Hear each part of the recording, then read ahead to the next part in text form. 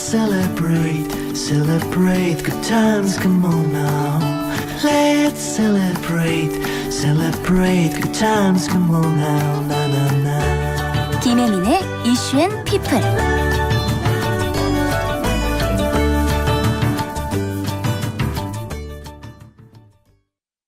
서프라이즈!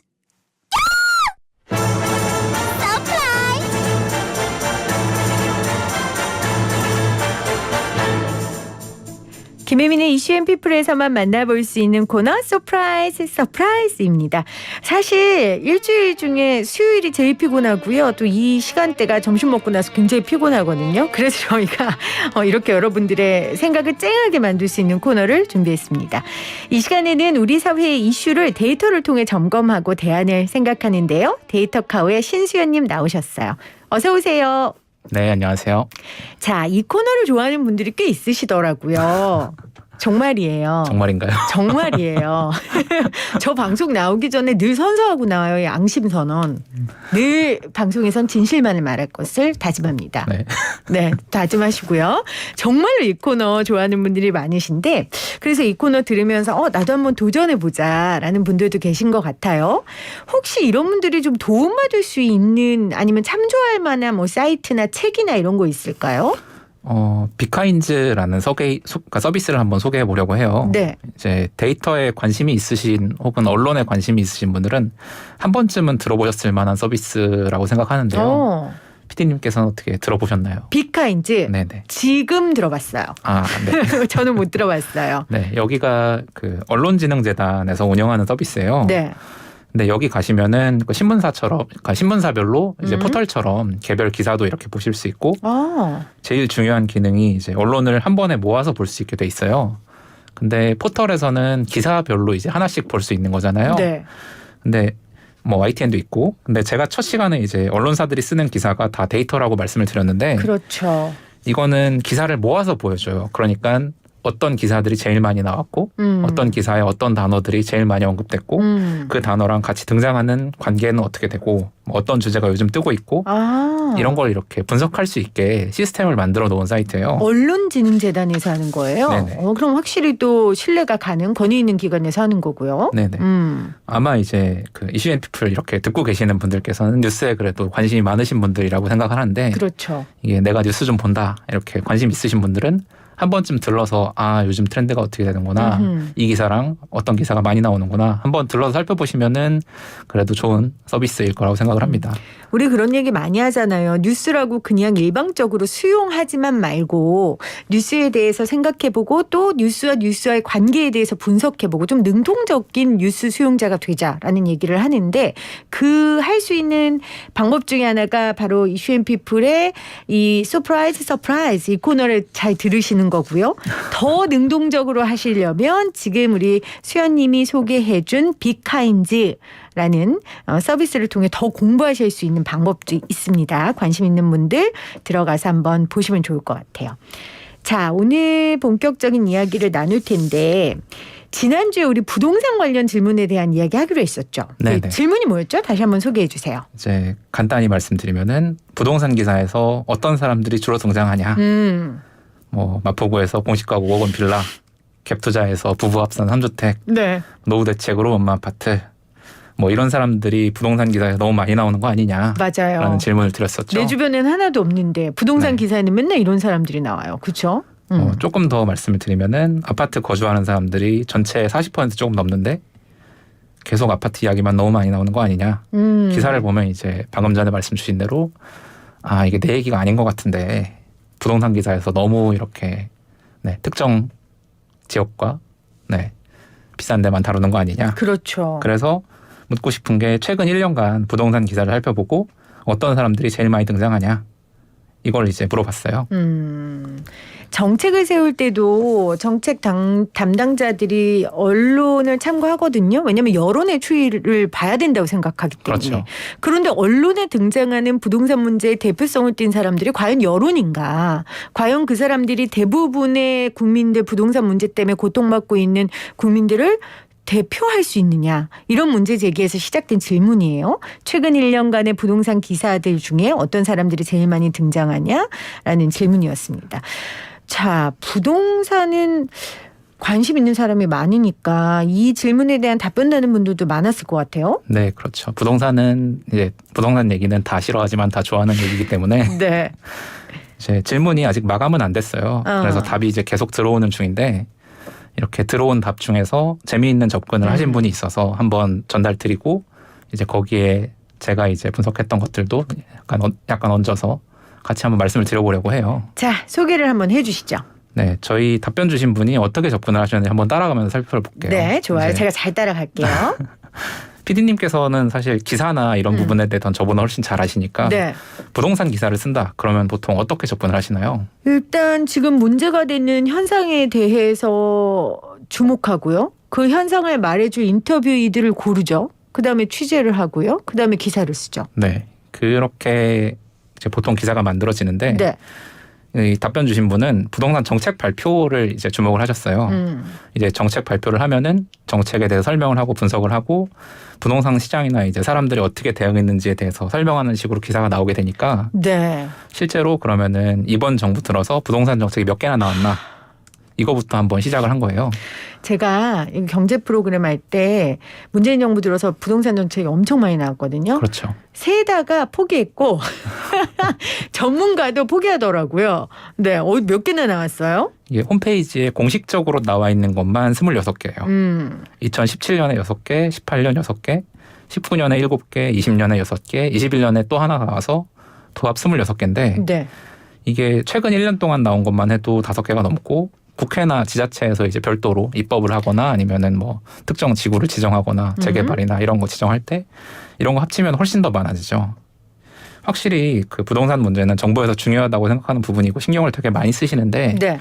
이 정책들이 얼마나 체감이 되는지는 사실 잘 모르겠어요. 이거를 따라가면서 한번 훑어볼게요. 네. 답변을 이제 써주신 분은 아까 말씀드린 비카인지에서 검색을 해서 뽑아보자. 정책이 나오기 전후에 일주일 동안 기사를 그걸 바탕으로 좀 보자 해서 기사를 쭉 다 수집을 하셨어요. 그래서 이제 누구누구 씨 이렇게 이름이 등장하거나 아니면 몇 살 뭐 2세대 가구 뭐 자녀가 있는 이렇게 누구를 뭐 대상화하거나 아니면은 지역 이름이 나오거나 네. 아파트 이름이 나오거나 이런 기사들을 쭉 골라서 135개를 추렸어요. 아, 그러니까 부동산 문제는 정책이 나오기 전후가 좀 영향을 많이 받으니 정책이 나오기 전후에 일주일 동안의 기사를 좀 다 보자. 그래서 그 기사를 비카인지를 통해서 다 뽑았고 135개를 다 읽어봤다고요. 그렇죠. 원래 분석을 할 때 그렇게 자료를 많이 봅니까? 원래 데이터 분석이 그 건초 더미에서 바늘 찾는 거랑 비슷해요. 사실. 그렇군요. 당연히 기술적인 부분이 되게 중요한데 네. 그 이전에 얘를 어떻게 분석할 거냐, 얘가 어떤 문제냐, 이 데이터가 어디서 나온 거고 이게 어떤 특성을 가지고 있냐 이렇게 정리를 하고 아 그러면 나는 이런 문제를 이렇게 풀 거야라고 정의하는 그 전처리 혹은 앞에 이제 가설 설정이라는 과정을 거치는데 뭐 그 두 개가 약간은 다르지만 그 앞에 이제 실제로 분석이라는 걸 하기 전에 네. 앞에 이제 준비하는 과정을 되게 많이 거치게 돼요. 근데 그 과정이 이제 전체의 90%라고 얘기하는 분들도 많고요. 저도 그렇겠죠. 예, 그렇게 생각합니다. 그 데이터가 많을수록 그만큼 표본이 많아지는 거고 그만큼 문제의 인식을 하고 봤을 때 문제가 더 많이 보일 것이고 해답을 찾기 위해서도 표본이 많으면 많을수록 해답을 찾기 더 쉬울 테니까. 네네. 그래서 데이터를 정말 간의 수공업처럼 네, 그렇죠. 이렇게 열심히 하시는데 자 그러면 다시 질문의 답으로 돌아와서 135개 기사를 가지고 어떻게 분석을 하셨어요 이분은? 첫 번째는 연령대를 보셨어요. 네. 그 한국에서 그 연령대별 10세 구간별로 가장 많은 연령대를 차지하는 구간이 50대거든요. 네. 50대가 이제 860만 명 정도 되세요. 근데 기사에서 제일 많이 나오는 연령대는 30대 그리고 40대예요. 부동산 기사에서. 그렇죠. 이게 언뜻 생각해 보면 50대가 제일 많은데 왜 30, 40대를 얘기해?라고 생각할 수도 있지만 사실 실제로 집을 사는 사람들은 30, 40대가 제일 많아요. 그렇겠네요. 그러니까 그러니까 집을 사는 사람들의 평균 연령이 작년 기준으로 43세예요. 43세. 네, 첫 집을 사는 사람들이 네. 43세인데 이게 점점 내려오고 있는 추세이긴 한데 그래서 기사에서 30, 40대가 주로 나오고 이게 70%니까. 부동산 관련 기사에서는 70%가 30, 40대다. 표본으로 나오는 사람들이. 그렇죠. 그래서 이거는 조금 비슷하죠. 네. 그러면 이제 두 번째로 무주택자 인터뷰를 많이 하냐 아니면 유주택자를 많이 하냐 이거를 봤는데 유주택자가 46%, 무주택자가 54% 정도예요. 네. 이게 서울이나 수도권 지역은 전세나 월세 사시는 분들이 많아서 무주택 가구 비율이 더 높아요. 한 4대 6 정도 되는데 이게 대한민국 전체로 보면은 의외로 유주택 가구 비율이 더 높습니다. 이것도 수도권은 어느 정도 비슷하다라고 치고 넘어갈 수 있을 것 같아요. 네. 그런데 이제 다들 이제 예상하셨다시피 어떤 주택, 어떤 동네가 등장하냐 아. 이게 이제 저희 문제의식하고도 다 있죠. 그렇네요. 그러니까 앞에 연령대나 무주택자의 주택의 유무에 대한 그 비율이나 분석은 주택의 형태와 굉장히 비슷한데 맞죠? 그 말씀이죠. 네. 그런데 문제는 서울과 서울 그중에서도 특정 지역이 이 기사에 많이 나온다는 거예요. 네. 결국 어디에 주목하냐 이런 건데 네. 다들 예상하셨다시피 서울하고 아파트가 너무 많이 나와요. 네. 주택 형태가 나온 기사 중에 90%가 아파트 얘기고요. 사실은 아파트는 40%밖에 안 되는데. 그렇죠. 그러니까 서울로 따지면은 절반 조금 넘고 전국으로 따지면 40% 조금 넘는데 네. 기사는 90%가 아파트 얘기가 나오고 전체 기사 중에 70%가 서울. 그리고 그 중에서도 이게 강남, 마포, 송파가 제일 많이 나와요. 네. 여기서 하나 더 이제 파고 들어가 보면은 아파트 이름이 직접 언급된 기사들이 되게 많아요. 네. 많은데 뭐 이것들을 하나하나 얘기하기 시작하면 이제 뭐 음마, 개포주공, 레미안 대치, 고덕 아이파크, 마포 레미안 한 번쯤은 들어만 다들, 봤을. 네, 한 번쯤은 다들 이름 들어보신 네. 헬로우 시티 뭐 이런 데죠. 네, 이름 그런 아파트들이 너무 많이 나와요. 근데 그러면은 이 아파트들 평균 가격을 한번 계산해 보자. 그 제일 많이 사는 이제 85에서 105제곱미터. 네. 보통 이제 옛날에 27평형에서 30평형 사이 이 가격들을 계산해 보면은 19억 원 정도 돼요. 그러니까 여러분 이런 이야기예요. 우리가 부동산 문제를 다루는 언론들이 인터뷰이들을 골라서 인터뷰를 할 텐데 어떤 사람들을 인터뷰했나 봤더니 집을 많이 사는 30, 40대 그리고 무주택자, 무주택자를 더 많이 인터뷰하는 거죠. 네, 그죠? 조금 더 무주택자 많이 조금 했지만, 더. 네. 이거는 뭐 비슷비슷하고요. 그리고 제일 중요한 건 거의 대부분 아파트와 관련돼 있는 사람들 그리고 그 중에서도 비싼 아파트 평균 가격이 19억 원이 넘는 아파트를 가진 사람들 혹은 전세를 들어간 사람들에 대한 인터뷰를 한다는 거죠. 그렇죠. 이게 뭐 아주 나쁜 거라고 생각하지는 않아요. 왜냐하면 사람들 아파트 다 좋아하고 비싼 거에 대해서 관심이 있으니까. 네. 그런데 이게 20억 원으로 놓고 보면은 지난 5월 달 기준으로 전국에서 실거래가 신고된 아파트가 전국에 이제 4만 4천 건 정도 돼요. 그중에 20억 넘는 아파트가 몇 개나 될 것 같으신가요? 그러게요. 몇 개나 될까요? 생각보다 되게 적어요. 4만 4천 개 중에 네. 272개예요. 아 그래요? 네, 퍼센트로 따지면 1%가 안 돼요. 정말 적네요. 네. 이게 서울로만 따지면 조금 달라질 수 있는데 물론 비싼 것들이 거래가 좀 더 적게 되고 하니까 이런 면은 있어요. 네네. 근데 전체 아파트 거래 중에서 5억 원 이하 거래가 75%예요. 아 그렇군요. 네. 사실 정말 현실적인 부동산 거래에서 활발한 아파트들은 5억 원 이하예요. 그렇죠. 75%나 돼요. 네. 이거를 이제 85제곱미터에서 105제곱미터까지 그러니까 저희 국민주택이라고 얘기를 하잖아요. 네. 사람들이 제일 많이 사는 이제 20평대 중후반에서 30평대 중반 아파트 거래로만 이렇게 좁혀서 보면은 4만 4천 개 중에 15,000개 정도가 남아요. 14,000개 정도, 15,000개 정도가 남는데 여기서 이제 10억 넘어가는 아파트가 몇 개나 될 것 같으세요? 요즘은 서울 시내 웬만한 아파트는 다 10억 넘는 것 같던데. 그렇죠. 근데 전국 단위로 이렇게 살펴보면은 네. 5% 정도예요. 정확히는 4.8%. 근데 서울만 좁히면은 전체 900개 정도 되는데 10억 넘는 게 절반이에요. 절반. 네. 서울 안하고 밖이 너무 크게 다르다는 거죠. 너무 부동산 문제가 서울과 지방이 다르군요. 그렇죠. 이게 언론에서 이런 이야기를 조금 더 해줘야 되는 거 아닌가. 물론 이제 사람들이 관심 많고 이런 거는 확실한데 그럼에도 불구하고 어떻게 보면은 그냥 그건 지방 얘기니까 서울 얘기 아니니까 네. 하고 넘어갈 수도 있는데 한국에 서울하고 경기도만 있는 건 아니니까요. 전체의 모양을 조금 더 잘 알려주면 좋겠다라는 생각으로 문제를 냈었고 그렇게 이제 접근을 해오신 답이 이렇게 들어오게 된 거죠. 부동산 뉴스에 가장 많이 등장하는 집단은 누구일까라는 질문을 가지고 부동산 관련 기사 한 130개 넘는 기사를 분석을 했고요. 연령대별 또 유주택자, 무주택자, 주택 형태, 뭐 아파트값 이런 걸로 분석을 해봤다라는 내용을 해주셨어요. 자, 이 분석을 통해 우리가 그러면 좀 느낄 수 있는 거 좀 짧게 한번 정리를 해주신다면요. 일단 첫 번째로는 뭐 정리는 이제 앞에 PD님께서 되게 잘 해주셨으니까 네. 그 데이터나 혹은 기사에서 나오는 뭔가 우리가 받아들이는 정보들이 있잖아요. 이 정보들을 받아들일 때 이건 내 얘기 아닌 것 같은데 라고 생각하면은 그게 사실 그 감이 맞을 때가 되게 많아요. 왜냐면은 내가 살아오면서 이제 경험했던 것들이 쌓여 있으니까. 그래서 이건 이상한 것 같은데 이건 내 얘기 아닌 것 같은데 하면은 이거를 그러면은 데이터를 한번 확인해 봤더니 그렇구나. 네. 이건 내 얘기 아닌 것 같아. 이거를 확인할 수 있는 방법이 데이터로 접근이 가능한 거니까 이렇게 알게 되는 것 자체가 사실 의미가 있어요. 네. 근데 저는 내 얘기 아닌 것 같은데만 확인하시지 말고 남 얘기인데도 너무 이상한 얘기 있잖아요. 그렇죠. 그것도 확인해 볼 필요가 있을 것 네, 같아요. 맞습니다. 아니 정말 이렇게 비싼 아파트 사는 사람이 이렇게 많단 말이야? 기사만 보고. 근데 난 뭐야?